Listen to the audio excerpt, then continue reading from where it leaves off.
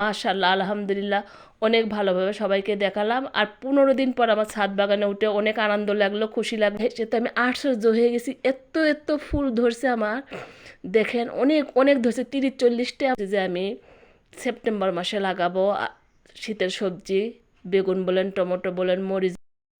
দেখতে পাচ্ছেন ছাদ বাগানে উঠছি 15 দিন পর, কারণ আমি তো বাসায় ছিলাম না। আর জলপাই গাছে দেখেন এবার কিন্তু খুব একটা আমার জলপাই ধরিনি, কারণ বৃষ্টির কারণে প্রচুর নষ্ট হয়ে গেছে। আসেন আরো কি কি দেখায়। মনে করলাম আপনাদেরকে একটা ভিডিও দিয়ে। হাজবেন্ড তো পানি দিতে দিতে যে বলতেছে, দেখেন বাসায় না থাকলে কি হয়, ছেলে মানুষ অতটা দায়িত্ব নেয় না বাগানের।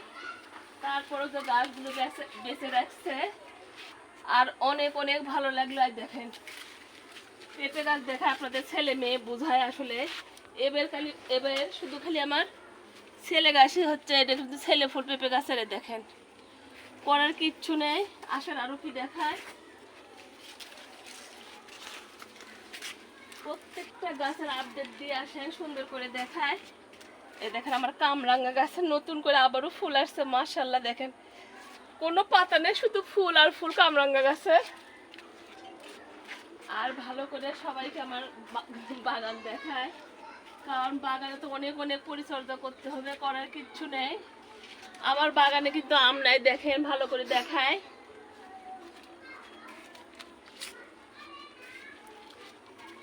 ঢাকা যাওয়ার আগে আমি কিন্তু আমরা পেরে নিয়ে গেছি, আর খুব একটা বেশি নাই আমরা। এই দেখেন তারপরেও আছে মাশাআল্লাহ। এখন যেহেতু বাসায় আসছি, পেরে পেরে খাবো আর আপনাদের সাথে শেয়ার করব।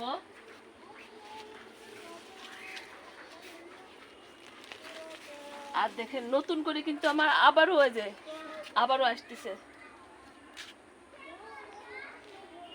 আর ড্রাগন গাছে মা আল্লাহ, দেখেন নতুন করে আবার ফুল আসতেছে। আমি তো অনেক অনেক টেনশন করতেছিলাম। দেখেন এখানে একটা, দেখেন আমার তো এত ভালো লাগতেছে। এই দেখেন নতুন করে যে এত এত ড্রাগন গাছে ফুল আসবে চিন্তাও করতে পারি না। আমি তো অনেক অনেক টেনশন করতেছিলাম, এত এত ভালো লাগতেছে আলহামদুলিল্লাহ মাশাআল্লাহ। অনেক অনেক ফুল আসছে ড্রাগন গাছের। দেখেন আমার নাতনি তো বলছে, দিদা দেখো দেখো। ওকে বললাম যে একটু ভিডিও করতে, বাবা যত 15 দিন পর ছাদ বাগানে উঠছি। আর বাগান দেখে তো আমার অনেক অনেক শান্তি লাগতেছে। আসেন। আর এখন যেহেতু আপু এসে গেছে আর এখন বৃষ্টিও কমে গেছে, আমি তো অনেক কয়টা ভিডিওতে বলছিলাম যে আমি সেপ্টেম্বরের প্রথম দিকে বাগানে সবজি গাছ লাগাবো, মরিচ বলেন, টমেটো বলেন, বেগুন বলেন।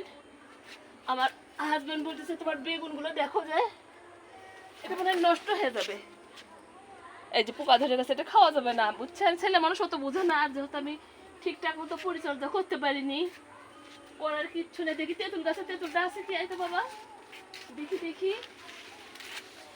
ঝরে পড়ে গেছে বৃষ্টির কারণে, নাই মনে হয়। দেখ তো দেখা যায় তেঁতুলটা মনে হয় ঝরে পড়ে গেছে।